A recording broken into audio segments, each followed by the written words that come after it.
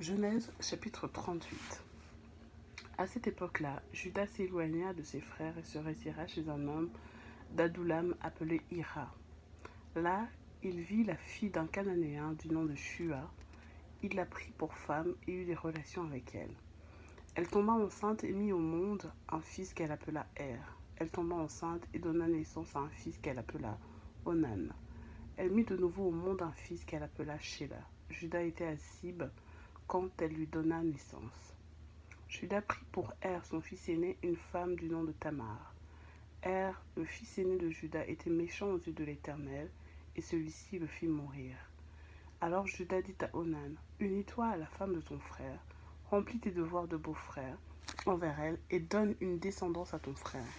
Sachant que cette descendance ne serait pas pour lui, Onan perdait sa semence par terre lorsqu'il devait avoir des relations avec sa belle-sœur afin de ne pas donner de descendance à son frère.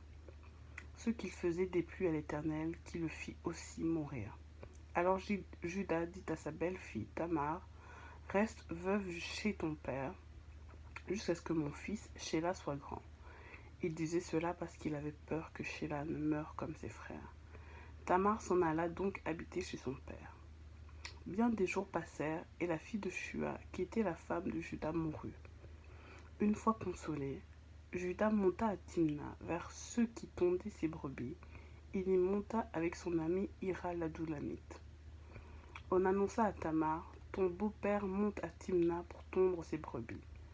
Alors, elle retira ses habits de veuve, se couvrit d'un voile dont elle s'enveloppa, et elle s'assit à l'entrée d'Énaïm sur le chemin de Timna. Elle voyait bien en effet que Shéla était devenu grand et qu'elle ne lui était pas donnée en mariage. Judas la vit et la prit pour une prostituée parce qu'elle avait couvert son visage. Il l'aborda sur le chemin et dit « Laisse-moi avoir des relations avec toi. » Il ignorait en effet que c'était sa belle-fille. Elle dit « Que me donneras-tu pour cela ?» Il répondit « Je t'enverrai un chevreau de mon troupeau. » Elle dit « Donne-moi un gage jusqu'à ce que tu l'envoies. » Il répondit « Quel gage te donnerai-je » Elle dit « Ton seau, ton cordon et le bâton que tu tiens. » Il les lui donna. Puis il s'unit à elle et elle tomba enceinte de lui. Elle se leva et s'en alla. Elle retira son voile et remit ses habits de veuve. Judas envoya le chevreau par l'intermédiaire de son ami l'Adoulamite pour reprendre le gage à la femme, mais celui-ci ne la trouva pas. Il interrogea les habitants de l'endroit en disant « Où est la prostituée qui se tenait à Énaïm sur le chemin ?»